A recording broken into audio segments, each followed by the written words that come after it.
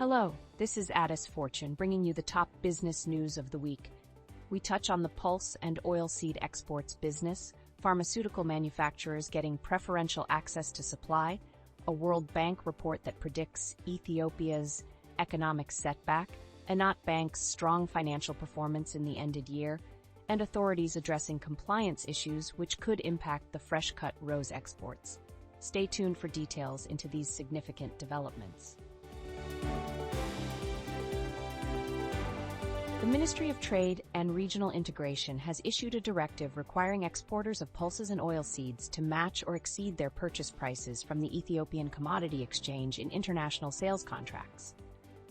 The aim is to control pricing strategies in the export sector, boost export revenues, and prevent the practice of reporting sales of discounted items to fund imports. The government views this practice as a threat to the country's export earnings and warns of administrative sanctions for non-compliance. The new policy diverges from previous attempts to regulate the market and aims to narrow the margin between purchase and sale prices to reduce imported inflation. While some farmers are hopeful, exporters express concerns over potential impacts on their ability to finance imports and support domestic manufacturing.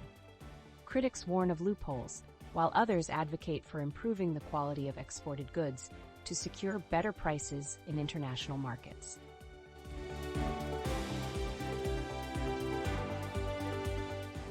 The Ethiopian government has launched an initiative to grant 17 local pharmaceutical manufacturers preferential access to a multi-billion birr supply contract scheme. The aim is to boost local pharmaceutical production, reduce foreign currency expenditure on imports, and address foreign currency scarcity in the sector. The Ethiopian Pharmaceutical Supply Services will provide up to 55% of foreign currency payments for inputs to these manufacturers.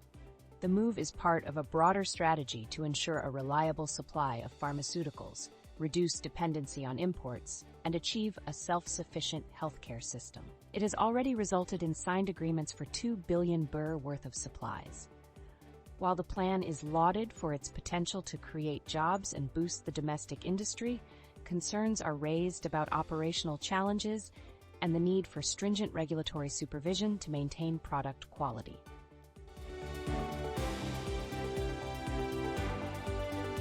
The Country Climate and Development Report published by the World Bank indicates that Ethiopia needs billions of dollars in financing over the next 25 years to effectively address the impacts of climate change.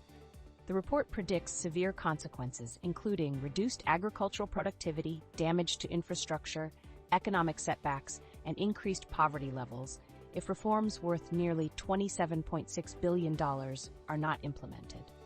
While representatives from the World Bank and International Finance Corporation advocate for a market-led decentralized economy with private sector involvement, Ethiopian officials emphasize the indispensable role of development partners' financing. The report highlights the disproportionate impact of climate change on Ethiopia's lowlands and recommends structural reforms to address macroeconomic instability.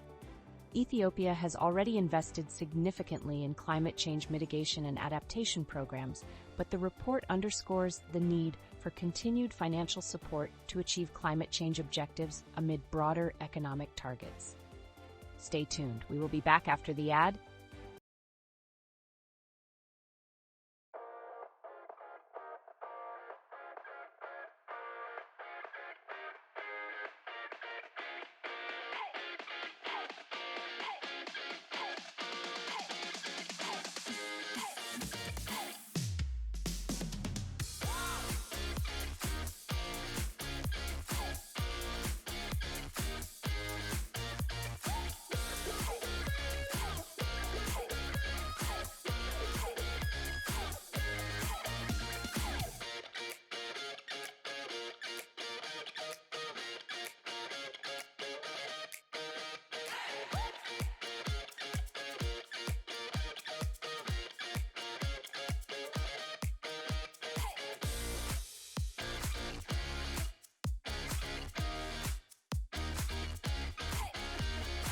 We are back with more highlights.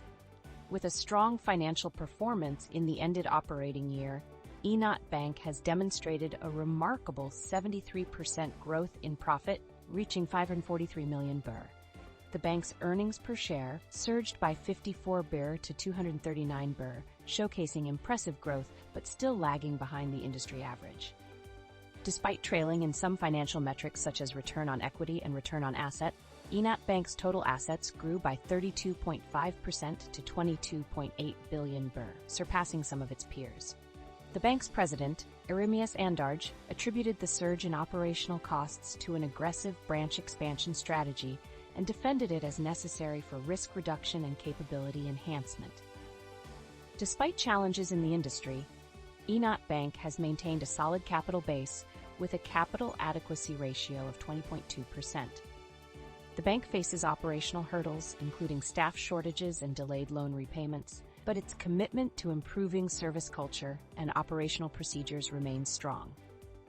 Enat Bank's strategic expansion and operational adjustments reflect a commitment to sustainable growth and shareholder value, with a focus on community ties and trust among its shareholders. Ethiopia's agriculture authorities are urgently addressing compliance issues with the European Union's new standard on false codling moth, which could impact the country's fresh-cut rose exports. The European Union's rules have heightened inspections on cut rose flower exports from countries like Ethiopia, with scrutiny increasing from 5% to 25%. The move aims to identify potential contamination by false codling moth before flowers cross the European Union's borders. Ethiopia's agriculture officials, led by Deriba Kuma, are actively engaging with European regulators to ensure the country's flower production aligns with the stringent requirements that took effect in May. The action plan includes technology upscaling for inspections at airport checkpoints and discussions with federal agencies to improve access to foreign currency for flower exporters. Compliance challenges may increase production costs, making Ethiopian flowers less competitive internationally. Some companies are seeking a prolonged transition period for effective false codling moth control during warm May temperatures, while others suggest exploring alternative markets in the short term. That's all for today. We'll be back with more updates next week. May good luck and fortune always be with you.